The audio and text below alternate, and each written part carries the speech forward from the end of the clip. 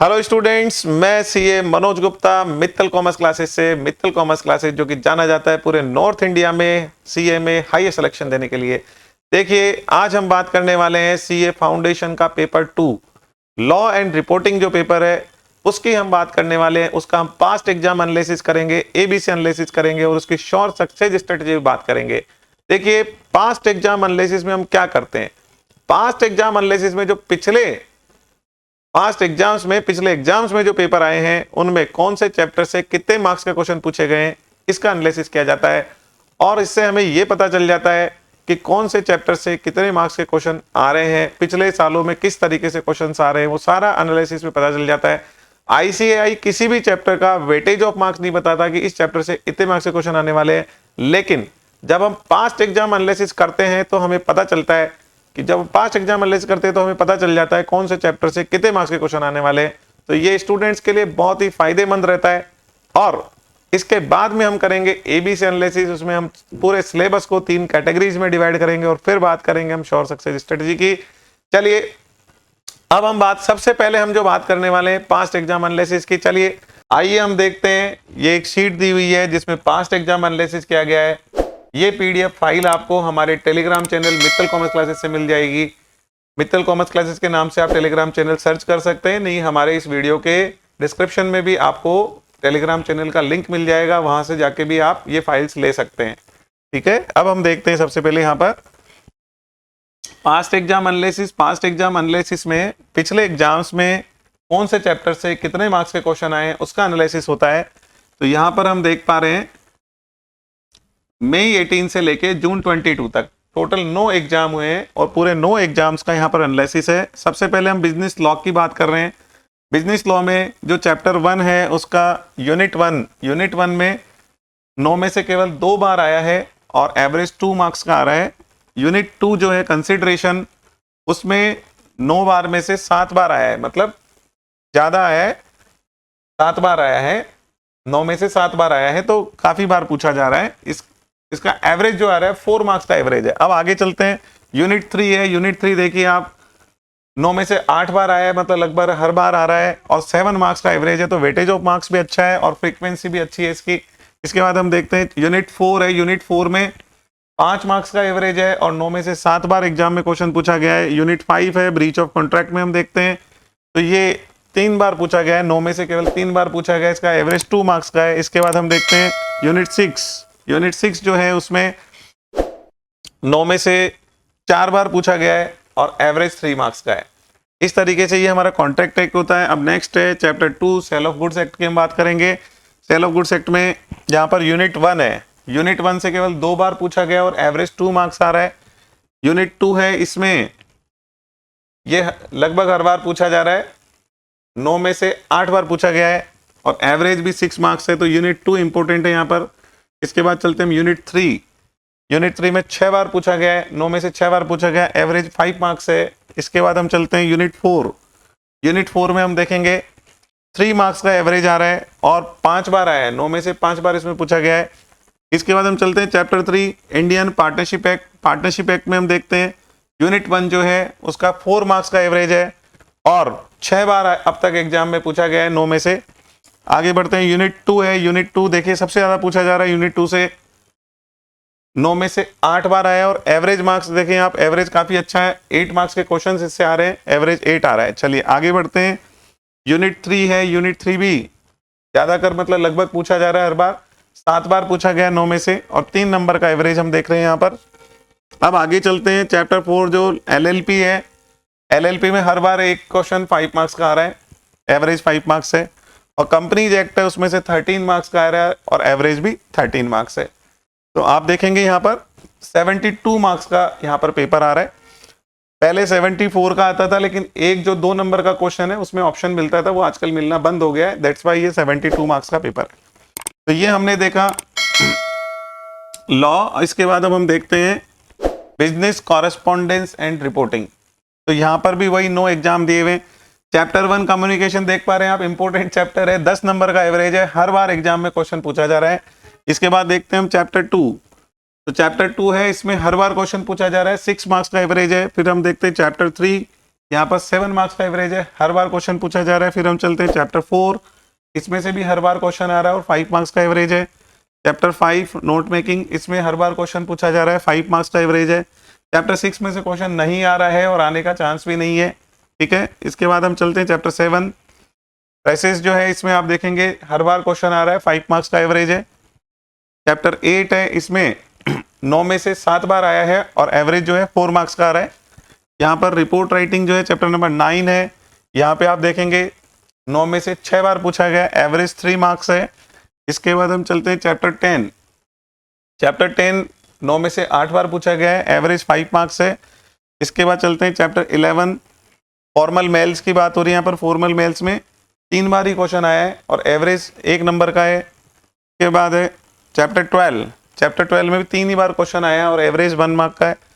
और जो last chapter है चैप्टर 13, उससे क्वेश्चन नहीं पूछा गया है। तो ये हमने पास्ट एग्जाम एनालिसिस करा और पास्ट एग्जाम एनालिसिस करके हमने समझा कि पिछले एग्जाम्स में कौन से चैप्टर से कितने मार्क्स के क्वेश्चन पूछे गए। अब हम चलते हैं एबीसी एनालिसिस करते हैं। देखिए एबीसी एनालिसिस क्या होता है, पहले ये समझ लेते हैं हम। एबीसी एनालिसिस होता है जिसमें हम चैप्टर को, हम पूरे सिलेबस को 3 कैटेगरी में डिवाइड करते हैं, A category, B category, C category. A category जो है उसमें वैसे चैप्टर्स होते हैं जो कि आसान होते हैं और स्कोरिंग होते हैं, मतलब आपको कम मेहनत करनी पड़ेगी, उसमें ज़्यादा नंबर मिलने वाले हैं। और कैटेगरी बी जो होती है उसमें आपको एवरेज मेहनत करनी होगी, एवरेज से नंबर मिलेंगे। और कैटेगरी सी होती है कि जितने आप मेहनत करते हैं उसके मुकाबले मार्क्स बहुत कम होते हैं। तो कैटेगराइजेशन करने का फायदा क्या है? सबसे पहला फायदा तो ये है कि हम इजी टू टफ अप्रोच से पढ़ें, जो सबसे आसान है उसको पहले पढ़ें, फिर उससे टफ है उसको फिर पढ़ें, और जो सबसे टफ उसको लास्ट में पढ़ें। हमेशा पढ़ने का सही तरीका यही होता है कि हम इजी टू टफ अप्रोच से पढ़ें। एक फायदा तो ये है। दूसरा फायदा ये है कि कुछ टफ चीजें हमसे यदि नहीं होने में आ रही है तो हम पूरा कोर्स छोड़ने के बजाय या गिव अप करने के बजाय हम सेलेक्टिव हो जाएं। तो हमें सेलेक्टिव होने में हेल्प करता है ये एनालिसिस, कि हम यदि मान लीजिए 10 चैप्टर है, 10 में से 7 चैप्टर पढ़ेंगे तो एग्जाम में उनमें से कितने क्वेश्चन आ जाएंगे और मैं कितना स्कोर कर पाऊंगा, ये हम वहाँ पे चेक कर पाते हैं। देखिए मान लीजिए ए कैटेगरी है और ए कैटेगरी से 70 मार्क्स का पेपर आने वाला है और एक बच्चे ने ए कैटेगरी बहुत बढ़िया से तैयार कर ली और उस बच्चे ने इतने अच्छे से तैयार कर ली कि 70 में से उसका 70 आएगा या 68, 69, मतलब पूरा नंबर लेके आने वाला है। तो वैसे बच्चे को भी पास होने से कोई नहीं रोक सकता है। लेकिन जब हम सेलेक्टिव होते हैं तो हम जितना पढ़ते हैं उसको बहुत परफेक्शन से पढ़ना होता है ताकि उसमें हमारे मार्क्स नहीं कट पाए। तो इसलिए एबीसी एनालिसिस किया जाता है। एक तो सीक्वेंस डिसाइड हो जाता है, उस सीक्वेंस से आप पढ़ें वो बेस्ट सीक्वेंस है। दूसरा, यदि आप सेलेक्टिव होना चाह रहे हैं तो आप जितना आपसे पूरा हो रहा है तो पूरा करें। फर्स्ट प्रायोरिटी पे आप 100 का करें और कोशिश करें 100 में से 100 लाएं आप, ठीक है। लेकिन यदि आपसे पूरा नहीं हो रहा है या कोई चीज बहुत टफ लग रही है तो फिर सेलेक्टिव होना, कैसे सेलेक्टिव होना है वो आपको सिखाता है एबीसी एनालिसिस। एक चीज और है, पढ़ने का सही तरीका क्या होता है? पढ़ने का सही तरीका ये होता है कि हम जैसे किसी एक चैप्टर को लेंगे, पहले उसमें 100% कॉन्फिडेंट होंगे कि इसमें से क्वेश्चन आ गया तो मैं गलत नहीं होने दूंगा। फिर दूसरा चैप्टर लेंगे, उसमें 100% कॉन्फिडेंट होंगे, फिर तीसरा चैप्टर लेंगे, ऐसे एक एक करके आगे बढ़ेंगे। हमें वो स्टूडेंट बनना है जो कि यदि 80 मार्क्स की प्रिपरेशन करके गए तो 78, 79 और 80 मार्क्स आने चाहिए, ठीक है। ऐसा स्टूडेंट हमें बनना है। यदि 100 की प्रिपरेशन करके जाएं तो 95 से 100 के बीच में हमारे मार्क्स आने चाहिए। हमें ऐसा स्टूडेंट बनना है। हमें ऐसा स्टूडेंट नहीं बनना कि हम 100 मार्क्स का तैयारी करके जा रहे हैं और वहां पर मार्क्स हमारे बहुत कम आ रहे हैं, 35 नंबर, 25 नंबर, 30 नंबर ऐसे मार्क्स आ रहे हैं। ऐसा स्टूडेंट हमें नहीं बनना है। तो इसीलिए ये एनालिसिस करा जाता है कि सीक्वेंस, इस सीक्वेंस से चलें, इजी टू टफ अप्रोच है। और दूसरा, आपको यदि सेलेक्टिव होना है तो कैसे आप सेलेक्टिव हो वो इसमें सीखने को मिलता है। चलिए अब हम चलते हैं एबीसी एनालिसिस की तरफ। तो यहां पर देखिए फाइल है, पहले ही बता चुके हैं, ये फाइल जो एबीसी एनालिसिस की है और इससे पहले जो फाइल थी पास्ट एग्जाम एनालिसिस की, ये दोनों फाइल्स आपको हमारे टेलीग्राम चैनल पे मिल जाएगी। उसका लिंक डिस्क्रिप्शन बॉक्स में दिया हुआ है। और आप कमेंट करके भी बताइएगा ये जो एनालिसिस हमने करा वो किस तरीके का लग रहा है आपको, जो आप कमेंट करिए, ठीक है। ताकि और आपको यदि लगता है कि हाँ यूजफुल है सीए फाउंडेशन के बच्चों के लिए और उनको बहुत हेल्प होने वाली है, तो इसको आगे अपने फ्रेंड से शेयर करिए ताकि उन बच्चों को भी हेल्प मिले। जो हेल्प आपको मिल रही है वो आगे बच्चों को भी, और बच्चों को भी हेल्प मिले। चलिए तो अब हम देख रहे हैं यहाँ पर देखिए सबसे पहले हम क्या करने वाले हैं, सबसे पहले हम ये चेक करेंगे कि जो पहले एबीसी एनालिसिस किया गया था, पहले जो एबीसी एनालिसिस किया गया था उससे क्या रहा। देखिए हमने जून 2022 के लिए जो एबीसी एनालिसिस किया था वो हमने यहाँ पर कैटेगरी ए से 48 मार्क्स, ठीक है, 48 मार्क्स कैटेगरी ए में हमने लिया था, और 48 मार्क्स हमने कैटेगरी ए में बताया था कि यहां से 48 मार्क्स का आएगा, एग्जाम में 45 मार्क्स का वहां से आया। और कैटेगरी बी में हमने 12 नंबर का बताया था कि 12 मार्क्स का आएगा कैटेगरी बी में से, उसमें 11 मार्क्स का है। तो टोटल 60 मार्क्स का हमने बताया था कैटेगरी ए और बी में से आने वाला है, और 56 मार्क्स का पेपर वहां से आया है। इसके बाद और बाकी जो है सी कैटेगरी में से आया है। चलिए अब हम देखते हैं यहाँ पर जो रिपोर्टिंग है उसमें ए कैटेगरी में से 33 मार्क्स का हमने बोला था कि ए कैटेगरी में आएगा, और 33 मार्क्स का एग्जाम में आया। और बी कैटेगरी में से हमने कहा था कि 13 मार्क्स का आएगा और 12 मार्क्स का आएगा, तो आप 12 मार्क्स का आया है। तो आप परफेक्शन देखिए, यहाँ पर हम क्लियर देख पा रहे हैं कि परफेक्शन का लेवल क्या है, कि बिल्कुल 46 मार्क्स हमने बोला, और एक्यूरेसी आप देख पा रहे हैं कि 46 मार्क्स का हमने बोला ए बी कैटेगरी में से आएगा, 45 मार्क्स का एग्जाम में आया है। तो अब हम देखते हैं यहाँ पर ए और बी कैटेगरी का लॉ में से आया 56 मार्क्स का, और रिपोर्टिंग में आया 45 मार्क्स का। तो 56 प्लस 45, 56 प्लस 45 हो गया 101, 101 नंबर का पेपर ए और बी कैटेगरी में से पूछा गया। तो 101 नंबर का पेपर ए और बी कैटेगरी में पूछा गया है, तो आप मान के चलिए कि इतना, मतलब यदि आप ए और बी कैटेगरी करके गए और बहुत बढ़िया से करके गए तो आप बहुत अच्छा स्कोर से अपना एग्जाम पास कर सकते हैं। ये बिल्कुल क्लियर यहाँ पर दिखाई दे रहा है। और टोटल पेपर जो आता है वो 72 प्लस 52, 124 मार्क्स का पेपर आता है। 124 मार्क्स में से 100 मार्क्स का पेपर अटेंड करना होता है, ठीक है। तो ऑप्शन मिलता है, इसलिए 124 मार्क्स का पेपर आता है, उसमें से 100 मार्क्स का पेपर आपको करना होता है। तो यहाँ पर एग्जाम में 101 नंबर का पेपर ए और बी कैटेगरी से आया है, तो उसमें से आप आराम से 80 प्लस मार्क्स ला सकते हैं, 85 प्लस मार्क्स ला सकते हैं। तो यदि हम सेलेक्टिव होते हैं तो आप मान के चलिए कि 80-85 मार्क्स आप ला पा रहे हैं केवल ए और बी कैटेगरी पढ़ के, तो ये बहुत बढ़िया बात है। क्योंकि सी कैटेगरी चैप्टर्स लेंदी होते हैं, टफ होते हैं, उनमें जितना एनर्जी हम लगाते हैं उसके हिसाब से मार्क्स नहीं होते हैं। तो ये यहाँ पर बिल्कुल क्लियर दिखाई देता है। चलिए अब आगे बढ़ते हैं, अब एनालिसिस समझते हैं। तो यहाँ पर देखें एबीसी एनालिसिस है फॉर दिसंबर 22। ए कैटेगरी में कौन से चैप्टर्स को डाला गया है लॉ में? ए कैटेगरी में इंडियन कॉन्ट्रैक्ट एक्ट की शुरू की 3 यूनिट डाली गई है, ठीक है। यहाँ पर वेटेज ऑफ मार्क्स अच्छा जा रहा है और आसान चैप्टर्स हैं। इसके बाद सेल ऑफ गुड्स एक्ट है, उसकी 2 यूनिट डाली गई है। इसके बाद में अच्छा यही सीक्वेंस में आप पढ़ेंगे तो ये बेस्ट सीक्वेंस है। इसके बाद पार्टनरशिप एक्ट की जो यूनिट 2 है वो डाली गई है, और कंपनीज एक्ट पूरा डाला गया है, तो 45 मार्क्स है। तो हम इतना कर लेंगे तो ये ए कैटेगरी में 45 मार्क्स का पेपर यहां पर आता है। इसके बाद में हम देखते हैं रिपोर्टिंग में ए कैटेगरी में किसको लिया गया? कम्युनिकेशन 10 मार्क्स का, हर बार क्वेश्चन आ रहा है। इसके बाद में चैप्टर 4 है, ठीक है, चैप्टर 5 है और चैप्टर 2 है। इसमें भी देखिए आप हर बार क्वेश्चन आ रहा है और आसान भी है। ये जो है आप देख पा रहे हैं कि आसान भी है, कोई टफ नहीं है। इसके बाद चलते हैं हम लास्ट में, वोकेबलरी है 7 मार्क्स का, ये आ रहा है चैप्टर 3। टोटल 33 मार्क्स का पेपर ए कैटेगरी में गिर रहा है। इसके बाद टोटल हम देखेंगे तो लॉ और रिपोर्टिंग का मिला के 45 और 33 78 मार्क्स का पेपर, 78 मार्क्स का पेपर ए कैटेगरी में से आएगा। ये चैप्टर्स बहुत आसान है और स्कोरिंग भी है। चलिए अब हम चलते हैं कैटेगरी बी। तो इसमें यूनिट 4 है सेल्स ऑफ गुड्स एक्ट की, यूनिट 4 है अनपेड सेलर है, और पार्टनरशिप एक्ट का यूनिट 3 है। इसके बाद में इंडियन कॉन्ट्रैक्ट एक्ट का यूनिट 4 है, परफॉर्मेंस ऑफ कॉन्ट्रैक्ट। तो टोटल 11 मार्क्स का यहाँ पर हम देख रहे हैं कि 11 मार्क्स का इसमें से आने का है। और यहाँ पे चलते हैं रिपोर्टिंग जो सब्जेक्ट है उसमें चैप्टर 7, 8 और 9, इससे 12 मार्क्स का वेट है, तो टोटल 23 मार्क्स का पेपर बी कैटेगरी से आएगा। तो अब हम देखते हैं सी कैटेगरी है। सी कैटेगरी में चैप्टर 3 है पार्टनरशिप एक्ट का यूनिट 1, इसमें से 4 मार्क्स का क्वेश्चन आ रहा है।